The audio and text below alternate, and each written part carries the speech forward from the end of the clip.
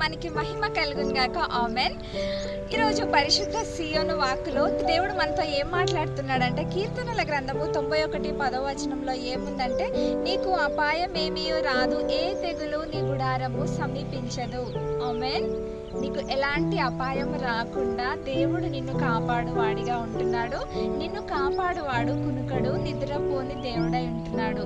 నీకు ఎలాంటి అపాయం రాకుండా ఆయనే చూచుకుంటాడు. అలాగే ఏ తెగులు కూడా నీ యొక్క గుడారమును సమీపించక ఆయన నిన్ను కాపాడువాడిగా ఉంటున్నాడు. ఆయనే చెప్పాడు కదా, నీ భారము ఆయన మీద వేసినట్లయితే నీ యొక్క ప్రతి భారమును ఆయన తీసుకొని వాడిగా ఉంటున్నాడు. ఆయన నీకు సహాయం చేయవాడిగా ఉంటున్నాడు. నీకు ఎలాంటి అపాయం రాకుండా ఆయన నిన్ను కాపాడుతానని ఆయన యొక్క వాగ్దానము సెలవిస్తుంది. మరి ఆయన ఒకసారి నీకు మాటిస్తే ఆయన తప్పుతాడా? తప్పడు కదా. అది నెరవేర్చువాడిగా ఉంటున్నాడు. ఈ వాక్యాన్ని గట్టిగా పట్టుకొని, ప్రభువా నువ్వు నాకు ఏ అపాయం కూడా కలగకుండా నన్ను కాపాడుతాను, నాకు ఏ తెగులు కూడా నా యొక్క గుడారం సమీపించకుండా కాపాడుతానన్నావు కదా ప్రభువా అని నువ్వు ప్రార్థించినట్లయితే ఈ యొక్క దినమున ఈ యొక్క వాగ్దానం నీ జీవితంలో నెరవేర్చువాడిగా ఉంటున్నాడు.